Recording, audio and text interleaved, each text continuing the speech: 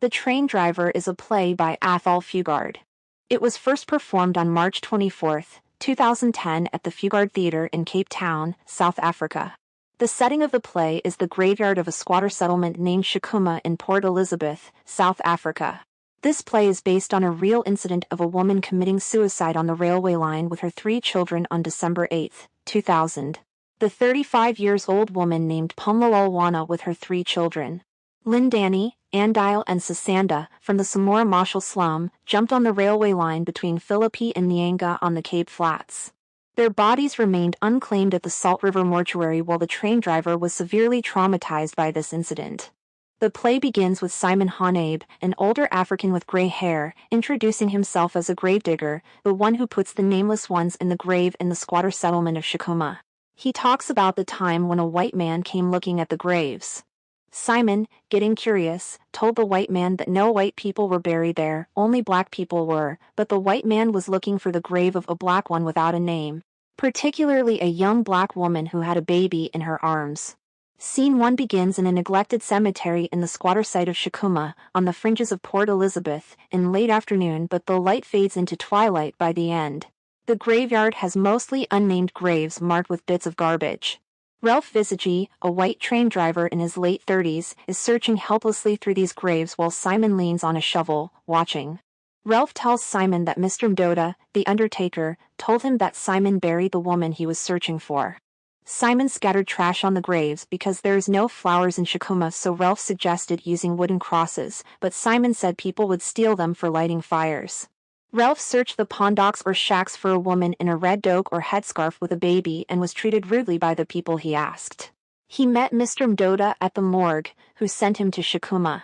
Ralph asks Simon, who was buried in a grave, but Simon doesn't look inside the body bags.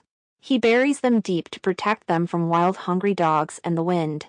An agitated Ralph admitted he wanted to curse the woman in both official languages because I am fully bilingual because she ruined his life. Simon warned the sobbing Ralph that local gang hoodlums or Amajinsa might attack him for being a white person. Ralph refused to leave, feeling like he had no home since the woman he called Red Dogue disrupted his life by making him crash off the rails. He felt like the ones without names that Simon buried. Ralph followed him after Simon insisted firmly to wake up, poking Ralph with his shovel. Scene 2 begins with Simon lighting a candle in his shack to let Ralph spend the night there. Ralph mentions that if Lorraine, his wife, saw him here, she'd want him to clean himself thoroughly because she's very obsessed with hygiene, making Ralph think she carries it a little too far. Ralph tells Simon that he can't stop thinking about Red Dogue and needs pills to sleep. One night, when he remembered her, Lorraine shouted at him to stop talking about her, claiming she could smell the woman in the house. Others think he's innocent because she was black, so they presumed her to be inebriated, but he's haunted by her face. He shows Simon a newspaper article about the incident. It says a mother and child died on railway tracks, and Ralph finds it ironic that it happened at near Christmas. The article calls him a seriously traumatized train driver and suggests he couldn't have stopped the train. Ralph believes he's the killer, and God is just a witness. Ralph recalls the despair in Red Dogue's eyes before she died, saying eyes that look as hopeless as those graves out there. In the weeks after the accident, Ralph seemed better as he decorated for Christmas with his family but had nightmares. He dreams of a crowd cheering as he kills Red Dogue. He wakes up disturbed like the bomb exploded within him, so he destroys the Christmas tree in a frenzy. Lorraine tells him to go swear at your woman from the bush as she locks their frightened children inside the bedroom away from him. He decides to make it his mission to punish her for making him a part of her suicide, but he doesn't know her name. So he plans to find it to curse and swear her out in English and in Afrikaans, but no one knows her name. A policeman, Sergeant Bozak, refers him to Mr. Mdoda, and Mr. Mdoda directs him to Simon. Ralph pleads with Simon to understand and insists they find her grave so he can curse at it. They stare at each other in silence for a while, until Simon decides to go to sleep and blows out the candle. Scene 3 begins the next day with Ralph and Simon standing in the graveyard. Ralph asks Simon to remember where he buried the mother and baby. After checking several graves, Simon points to one, but it turns out to be an old grave he had to bury again because wild dogs had dug it up. Ralph gets furious, swears at Simon, and threatens to dig up all the graves to find Red Dogue and then bury Simon. Ralph calls the graveyard a disgrace to humanity. He questions if Simon respects the dead or is no better than wild dogs due to the rubbish put on graves as markers. Ralph believes these are human beings lying here and you are also supposed to be one as well, so Simon should respect them as such. Ralph starts making crosses on the graves using rocks, while Simon watches Ralph's deranged behavior with disbelief and fear. Ralph remembers how his family visited his mother's grave who had dementia before dying. He feels that his mind is messed up because he keeps seeing her as she is on the railway, even though he knows she's decomposing now. Ralph understands black man or white man. The worms don't care about that because race doesn't matter to either the worms that decompose bodies or to the dogs who dig up graves. He mentions his dog, which he dislikes, and Simon talks about his childhood and 2 dogs, one black and one white. Ralph humorously compares them to Simon and himself, one black and one white. Simon talks about his childhood fishing with his dogs near Hulika and how his real name is Andal Haneb while Simon is this adopted white man's name. They bond over the idea of fried fish being delicious. Scene 4 begins in Simon's shack where Ralph and he share a meal of baked beans and split bread purchased with Ralph's money. Their connection has grown over the past days, with them sharing their childhood memories and now food and using nicknames for each other. Simon tells Ralph that the Amajinsa threatened him at the shop. He believes Ralph doesn't understand his world and compares the local gang members to wild dogs since dogs got long teeth, Amajinsa got sharp knives. Simon believes in ghosts, and he sings a lullaby to them in Kosa language, hoping it helps the ghosts sleep. Simon doesn't feel compassion for the bodies he buries but is only concerned about getting paid.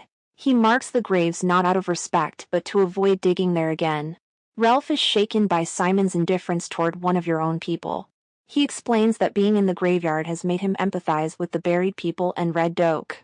He imagines her living a difficult life in a hut with her baby and understands why she might stand on the railway tracks. Ralph feels that even in death, the woman's misery continues because no one knows her, and he can't even find her body. He no longer wants to curse at Red Doak but doesn't know what to do, and Simon eats both of their dinner. In Scene 5, while Simon sleeps, Ralph leaves the shack and walks among the graves to talk to Red Doak, imagining her ghost before him.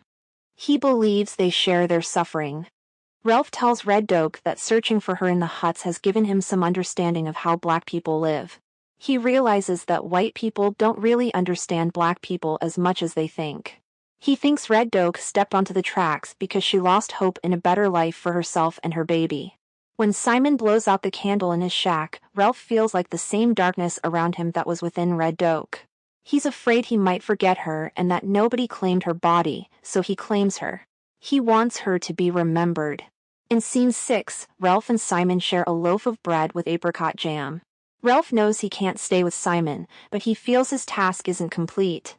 He tells Simon they won't find Red Doak's grave, but he can't leave because he's claimed her. When he locked eyes with her before she and her baby died, she became a significant part of his life. Simon informs Ralph that he's burying another unnamed body tomorrow and asks Ralph to do it. They'll give this body Red Doak's identity, and when Ralph buries her, he can finally leave. Ralph agrees, and when Simon goes to sleep, Ralph takes the spade and starts digging a grave outside. The play ends with Simon addressing the audience, explaining how the Amajinsa arrived at night and caused a commotion that Simon hears from his shack. In the morning, Mr. Mdoda brings a new body, and they discover blood on the ground. Simon digs and finds Ralph, who was naked and buried in the grave he was digging. The police suspect Simon killed Ralph and they question why Simon let this white man die here among their people. Simon follows Mr. Mdoda's advice and acts as if he doesn't know Ralph. The police take Simon's spade because it has blood on it, and Mr. Mdoda fires him. Simon is left jobless without a spade, and he gestures helplessly to the audience. Ralph, a white man, begins to see the world through Simon's eyes and gains a deeper understanding of the struggles faced by impoverished black people in the squatter settlement. He empathizes with Red Doak's hopelessness and anguish that led to her demise. He grapples with grief and guilt over the accident and seeks a form of redemption by trying to find and honor Red Doak's memory. Ralph's desire to find and remember Red Doak, an unnamed woman, reflects a broader theme of honoring the forgotten and acknowledging the lives of those who have been marginalized. Simon seems to have become desensitized to death through his work as a gravedigger.